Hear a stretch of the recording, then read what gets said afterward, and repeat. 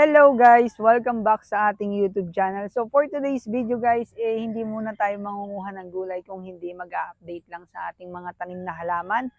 And hindi kami ngayon mangunguha ng gulay kasi wala pa atang order. So nandito ngayon ulit ako sa Lucena, so Quezon Province.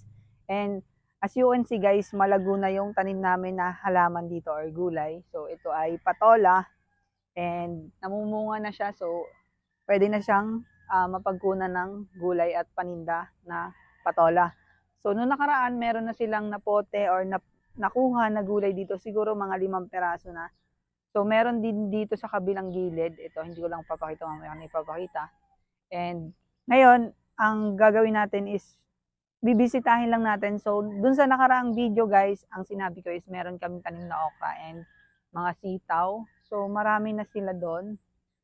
So, nagamasa na rin. So, noong nakaraan, hindi ko nabigay yung paggagamas ng okra. So, konti lang naman yun. Siguro mga 50 na okra. Or, saka dito sa gilid, ayan, meron din ditong okra. Ayan, makikita nyo. And, eto na yung bunga niya. Ayan, okra. So, fresh na fresh. Galing dun sa puno. So, kumuha na ako. So, may kukunin pa ako mamaya. And, ipapakita ko lang sa inyo kung gaano nakalalaki yung okra. Ayan. Tapos ito yung patola, nga pala, ipapakita ko na rin sa inyo yung bunga. Ayan. May bunga na rin. Ayan. So, noong nakaraan, meron na silang naputol dito or nakuha. Ayan. Kukunin ko muna yung mga okra ngayon. Mga ilang piraso rin yun, maiging maipang lagay sa lulutuing gulay. Ayan. Ayan. So, noong nakaraan, may nakuha na rin ako dito at naluto. Ayan. So, fresh na okra to guys. So, pag napasobra kasi ng laki, hindi na siya masarap kainin. Kasi, alam nyo na, hindi tayo pa ng okra pag malaki na. So, matigas na kasi siya kainin. Ayan. So, ito ay parang nakabili ka na rin sa palengke ng isang taling okra. Ayan. So, mas dadami pa yung bunga nito pag tumagal. And, ayan. Lalagay ko muna to sa isang tabi. Ayan. Ayan yung okra. So, maigi ring mailaga or maiprito if kumakain kayo ng pritong okra. Ayan. So, punta na tayo ngayon dun sa ating taniman ng okra. Ayan. Ayan na. Nakikita niyo yung kapatid ko. Nandun na. Ayun. Habang nakikipagdaldalan dun sa nanay kong Marites din. So, ayan na yung mga kangkong. Ayan. So, hindi kami yung nakaschedule manguha ng kangkong ngayon. Kasi ewan ko ba, wala atang order. Or mahina yung demand ng kangkong. Ayan. Oy Marites, eto na hinihintay mo. Mag-vlog ka na ulit. Ayan. So, ang gaganda ng kangkong, oh. Sabi yan, sa kabilang dulo. Ayan. Pangit ng ano natin yan, guys. Meron nga pala rin ditong petchay. Mamaya ko na ipapakita. Ayun, may mga papaya dyan. May bunga na din yung puno ng papaya. Pwede na rin gulayin. Ayan. Tapos ito guys, pwede na pag nilaga. Ayan, petchay. Nakikita nyo ba to? Ayan. Mga petchay yan. Hanggang dun. So, bye-bye tabi. Ayan. Ewan ko ba kung bakit pag tuwing ako yung nagbablog, walang tubig yung kangkong. Ayan. So, ito pala ay sitaw. Ayan, namumulaklak na. So, senyales na yan na pwede nang mamunga or mamumunga na yung sitaw. Sobrang puti ko dito ah. Ayan. Eto. Mamaya ako ipapakita yung okra. Ipapakita ko muna yung mga puno ng sitaw. Ayan, nagagapangan sila. So, ewan ko ba kung ano nilagay na balag dito. Puno ata ito ng mangga. Tanga ng mangga na pinutol. Pero meron kaming kinuha na kawayan pang balag din. Kasi marami yung tanim na sitaw. Mamaya ipapakita ko sa inyo kung nasaan. So dun sa kabilang yon, sa party doon, may pathway dun sa gitna. Ayan. So merong dun sa gilid, merong nakatanim na, dito? Nakatanim na sitaw. Ayan. So, ito yung mga okra. Natatanaw nyo ba yung nasa gitna? Ayan, yung nasa gitna yan, mga okra yan. So, lahat yan ay, yung iba namumunga na, ayun, katulad nung isa, may natatanaw na akong bunga. So mamaya kukunin ko, tas pwede na ring maluto yan. Ewan ko ba, walang tubig yung kangkungan, ayan. Pero magaganda naman siya. Ito, katulad nitong nasa baba. Ayan, nakikita niyo naman siguro. So, napaka tataba niya. At yung mga sitaw, namumulaklak na rin. Kulang lang sa balag, ewan ko. Anong plano niyo sa buhay, ha? Ayun. Kita niyo kapatid ko? Ayun, nakaupo. Pinagmamasdan yung ano. Pinagmamasdan yung sitaw. Tinitingnan niya yung mga ano. So, ayan. Balik na tayo dito. Kaya yung pa-order mo, ate. May pa-order ka bukas?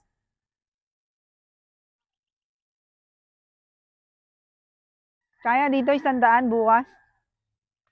Ayan. So, walang pa-order. Mahina ngayon. Ewan ko. Baka marami yung nagdala ng kangkong. Ayan. Baka next week makapagnilaga na. Ayan, ang daming pechay. Ang tataba ng pechay. Hindi ko lang pwedeng kunin kasi nakatanim nga. Ayan. So, ito yung pechay. Ayan. Nasa baybay gilid o nasa gilid lang ang nakatanim. Ayan. Sobrang gaganda. Malulusog yung pechay. Ito din pala. Puno ng suha. Suha nga ba to? Ayan. Hindi ko mapakita yung ano, yung papaya, pero if natatanaw niyo naman, yung dalawang punong yan, ayan, bali may bunga na siya. Yun, yung dalawang yun may bunga. Yung malapit dun sa may mga laing, dun sa may baybay tabi. Tapos eto din guys, meron na siyang bunga. Wait lang, adjust ko lang itong camera kung napaka-portable na camera. Ayan. Wait lang. Dito na dapat maganda ang angulo. Ayan. Parang natatanaw nyo. Ayan. Ayan. Bunga na yan. Ayan. So, meron ng maliliit na bunga. So, tutuloy-tuloy na yan hanggang lumaki. And ito na yung pala yan. Ayan. Malaki na rin. So, pantay paklang na. So, I wish na makapag-vlog din ako sa Mindoro katulad ng ginagawa ko dito sa Quezon. So, ayan. Tatanggalin ko na lang sa tripod yung camera. Cellphone ko. So, by the way, cellphone lang yung gamit ko. Ayan. Para may pakita ko sa inyo yung bunga ng okra. Kasi pag nandito sa tripod, masyadong matangkad yung tripod. Hindi ko maipakita yung bunga ng okra. Ayan. So, ayun yung bahay namin. Then, yung tripod na mapakatangkad. Ayan. So, eto na. Yung okra, nandito na ako sa pwesto ng okrahan. So, papakita ko sa inyo kung alin yung may mga bunga na okra. Ayan. Ito pala, okra. Yan. Itong nasa baba na to. Ewan ko ba kung ba't ganun yung dahon ng okra. Tawag dito? Ewan ko, nagkukulo-kulo ba't yung dahon ng okra? Kung anong meron dito. Lang. Hindi pala. At kinuha ko yung isang tripod. Ayan. Wait lang guys, babalik ako. Panoorin niyo muna ako habang kinukuha ko yung isang tripod. Ayan, wait lang. Pwesto lang natin to. Ayan, pagmasdan niyo muna yung mga okra diyan. Ayan. Wait lang, babalik lang ako.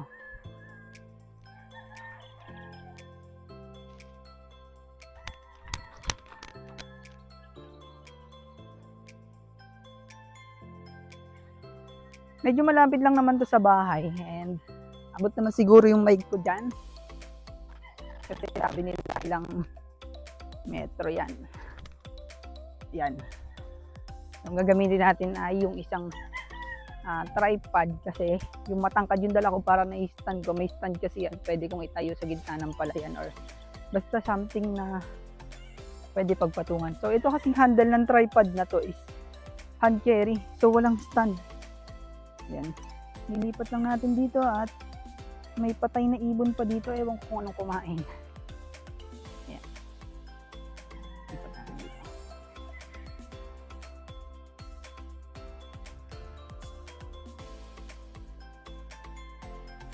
Haba na naman ang video natin. Ang hirap na naman ito. Ayan. So, eto na. Moment of truth. Ayan. Nakikita nyo ba yan? Yan. Puno ng okra.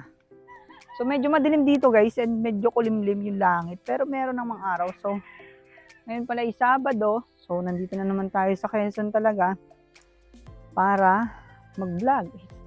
Manguha ng gulay. Ayun. Lagi ko naman ginagawa to every Saturday and Sunday.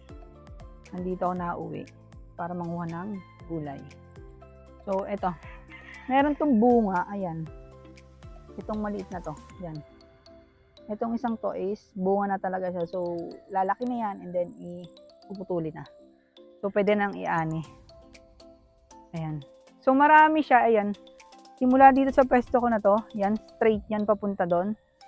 May puno ng okra. Siguro nasa 50 na okra na. 50 na puno. So, marami-rami din to and hindi naman namin to kayang kainin kapag nagsabay-sabay na ng bunga. Ayan. Dito na tayo. Ayan. So, lahat yan ay nagsisimula ng mamunga or mamulaklak. Ayan. Even okra. So, wala pa dong abono. Hindi pa ata ito ulit na abono. Ate, nabunuhan mo na ulit to? Hoy, nabunuhan mo na ulit?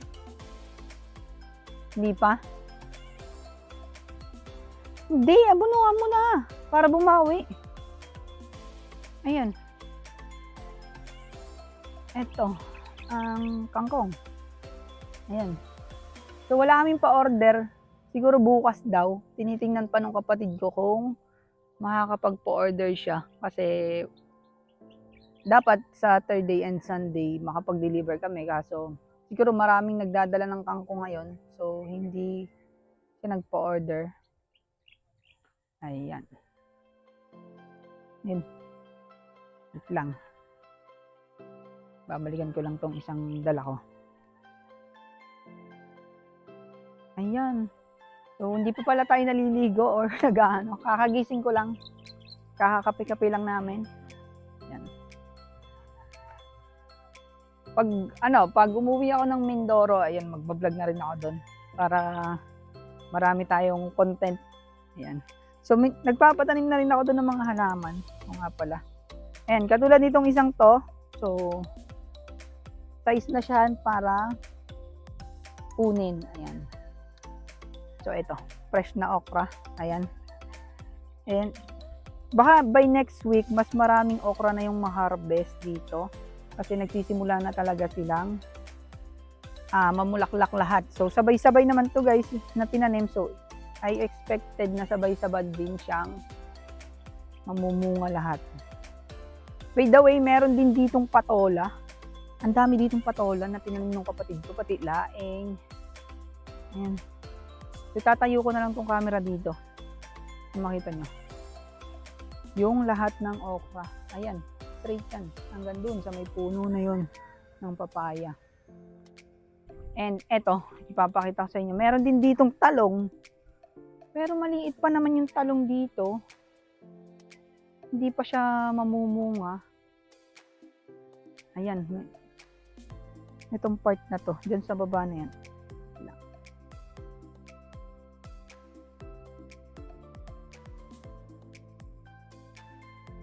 Ang gulo ng pagbibideo ko ngayong araw na to. Wait lang guys.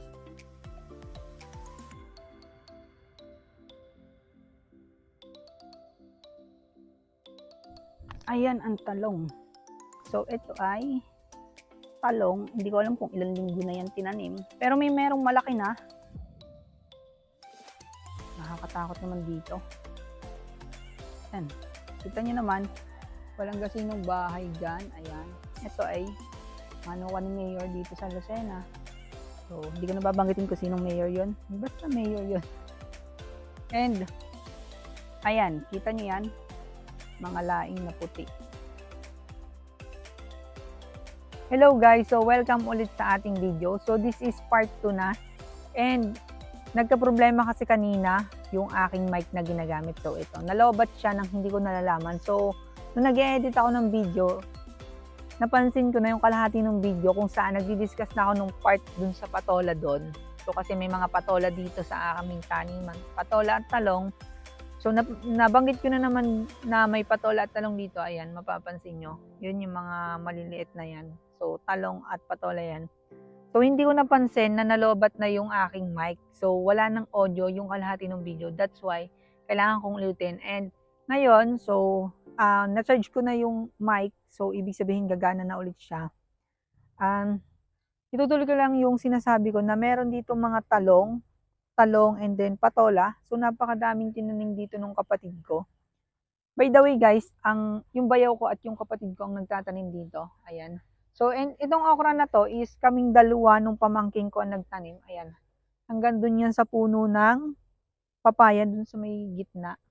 So, ayan yung mga okra. Ayan. By the way guys, 2 o'clock na ng hapon. So, nagpahinga muna ako bago ulit magkuha ng video. And ayan yung mga kangkong. So, napaganda. Baka bukas, linggo, October 22, magdadala kami sa Talipapa, dun sa dinadalhan namin ng kangkong. So, supposedly dapat every Saturday and Sunday meron kaming order. And ngayon, hindi ko alam kung bakit walang pa-order yung kapatid ko. Siguro, nakapagdala na siya nung Friday kahapon. So, rest muna ng ilang araw or ng isang araw bago ulit magdala. So, itutuloy ko lang yung dinidiscuss ko dito kanina nung naputol yung video and nawalan ng audio. So, ayoko namang i-upload yung video ng walang audio. So, ayan. So, nandito tayo ngayon sa patolahan. Ayan. Yung mga patola. Eto, may mga patola na dito. Ayan, kung napapansin nyo, patola. So, yung bayaw ko ang nagtanim niyan. And hindi ko alam kung ilang linggo na to. Supposedly dapat ito ang sa pagkakalam ko 3 to 4 weeks na to. Ayun, 4 na linggo. Yan. And then meron pa din doon patola. Ayan, punta tayo dito sa na to. Meron din ditong mga alugbati. Ayan. And inilistis ko pala sa guys, dapat itong patola na to at yung mga ibang tinanim namin dito is dapat mababalaga na. So, may pinutol kaming kawayan last week, pero maraming ginagawa yung aking bayaw. So, hindi pa yata nalalagyan to. Ayan. Ito. So, gumagapang na yan. Ayan yung mga gaway niya. Ayan. Sobrang dami. Ayan. So, dapat malagyan na siya ng balag. And then, dito naman guys, sa kabilang gilid. Ayan, kung mapapansin nyo. Ayusin ko lang yung camera. Ayan. Merong alugbati. So, hindi ako pa ng alugbati at hindi rin ako gaano nagkakakain nito. Pero, nabibili din to kasi dati nagtanim na kami nito. Saka yung isang kong kapatid, nagtanim na din. So, dun sa pinagdadala namin ng tangkong is kumukuha din sila nito at mabenta rin to. So, dun sa mga kumakain, ayan, alugbati. And then, meron din kami mga tanim na talong dito. So, konti. Yung bayaw ko rin na nagtanim nito. By the way guys, kasi meron akong trabaho. So, hindi ako nagtatanim madalas dito. So, umuwi lang ako dito every Saturday and Sunday. Ayan, may talong na dyan. Ayan, medyo malaki na. Ayan. Ito. Ayan. So, may mga talong dito. Ito pala ay talong na Tagalog, yung kulay puti na maliliit. And then, dun sa kabilang dulo, may nakikita akong malaki na talong na. So, ayan. So, maraming alugbati dito. Ayan, eto. Sobrang laki na niya. And parang bumubulaklak na siya. So, nagpuproduce na siya ng bulaklak. Ayan. So, ayan. Meron nakakita ng bulaklak. Ayan. So, sinyales na malapit na siyang mamunga.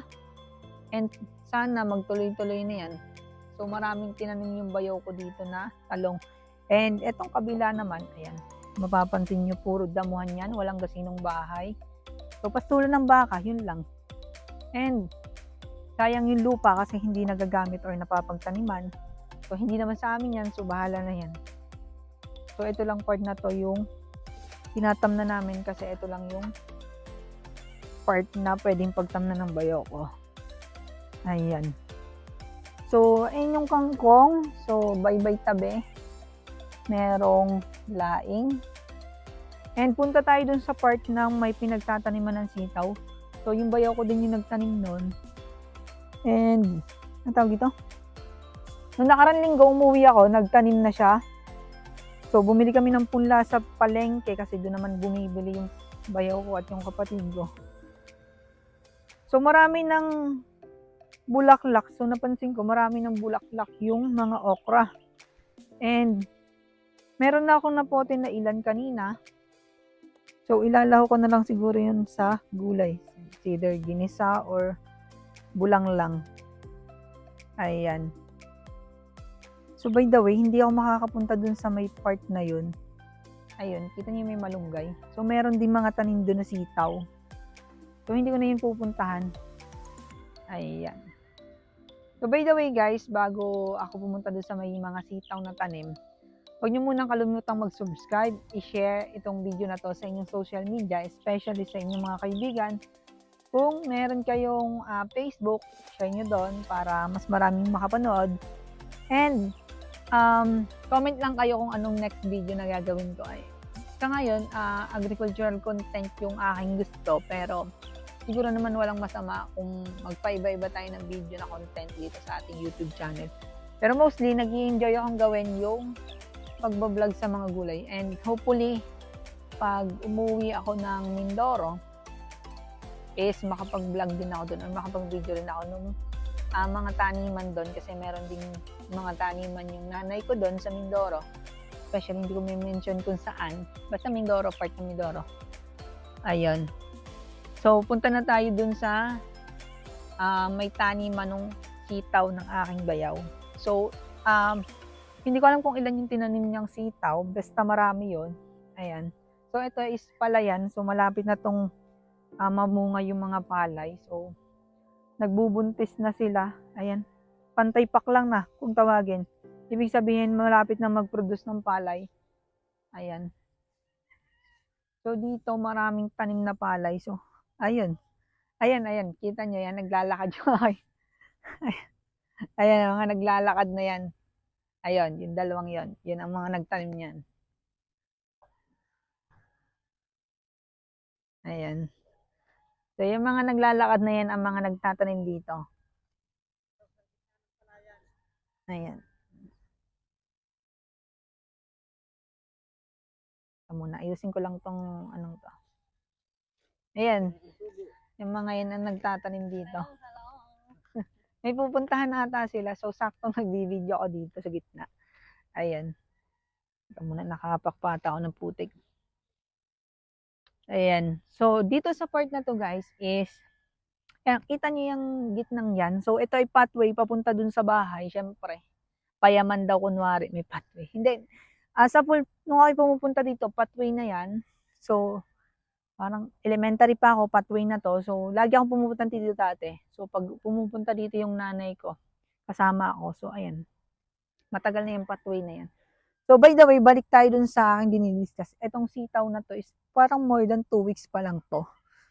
So, ang expected namin na mamunga to is November, 2nd week or 3rd week ng November. So, mabilis lang naman yung process nito. Mabilis lang lumaki yung sitaw, lalo na pag may mga fertilizer sila. So, ito ay marami din. Siguro nasa 50 rin to. And pag namunga, marami din. Kasi dati, nagtatanim kami dito, isang diretso lang. Pero nakaka-harvest kami ng 3 to 5 kilos. Alam mo yun? Napakadami nung naka-harvest. 5 kilo. So, kung yun ay dadalhin mo sa palengke at ang kilo ng sitaw ay magpalagay na natin 80 pesos, magkano rin yun? So, malaking bagay na rin yun. Eh, noong nakaraan, tinanong ko sa palengke kung magkano ang kilo ng sitaw, 100. So, kung meron kang 4 na kilo, edi 400 na yon. So, lalo na ngayon at magsi-season na. So, Christmas season na. So, mas mahal yung mga bilihin na gulay kasi syempre, alam niyo naman tayo mga Pilipino, pag Christmas season, naghahanda. So, sawa-sawa tayo sa mga handa, especially sa karne, mga matatamis. So, pagkatapos ng Christmas season, kailangan natin maggulay tayo para bumalik yung ating balanse sa katawan kasi pag sobrang tamis, matataba, sakit ang aabutin natin. So, kailangan natin ng gulay talaga sa araw-araw na pagkain.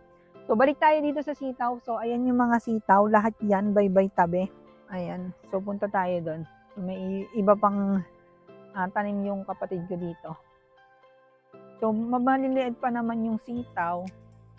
And, expected na mamunga to nung last week ng November. Ayan, punta tayo dito. Ayan. Jerry. Ayan. Ayan. Meron din siyang YouTube channel, guys. Ayan, Jerry DePeo. Ayan.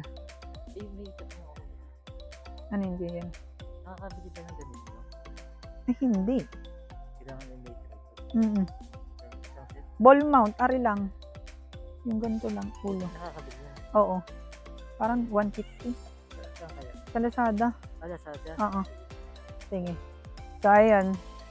So, dito guys, sa part na to is, ayan. Wait lang. Papataasin ko lang yung stand ng camera natin. Ayan.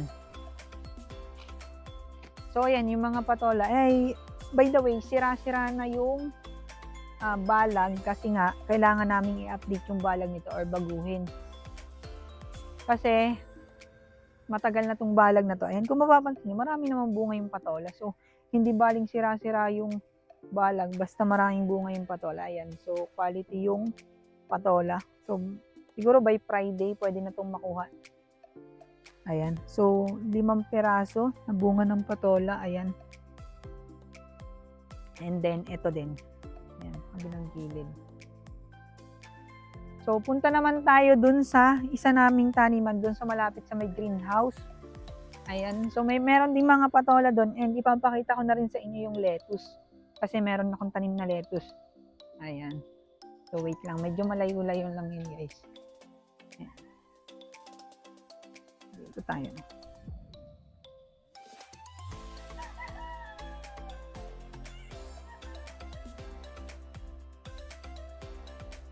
Ayan. So, ayan, may mga yung kaninang background ko nung unang part ng video. So, ayan yung mga patola. And dito, guys, sa greenhouse, meron na. So, malalaki na rin tong lettuce dito. Ayan, kung mapapansin nyo yan, yung lettuce. Ito. Ito yung mga lettuce kong tanim. Siguro nasa 50 or 50 heads na lettuce yan. Bukod pa yung nasa styro box. Ayun. So, ipapakita ko sa inyo yung lettuce. By first week or second week ng November, pwede na tong makuha or ma-harvest. Ayan. So, by the way, ito ay Strosa variety ng lettuce. Ayan. So, malusog na malusog yung lettuce natin. Hindi ko lang alam, pero parang medyo payat yung dahon niya and pahaba. Kasi ibang variety na to ng lettuce dun sa tinatanim ko noong nakaraan. So, yung matangkad na yon ng lettuce, ayun yung nasa loob. Pinagpo-produce ko sila ng seed and titingnan ko kung makakakuha ko ng bato. So, ayun lang. So, update dito sa ating greenhouse. And, by the way guys, bago ko i-end tong video na to, so don't forget ulit na mag-subscribe, i-share itong video na to sa inyong mga kakilala and social media account nyo, especially sa Facebook. And that's all for today's video guys. Thank you.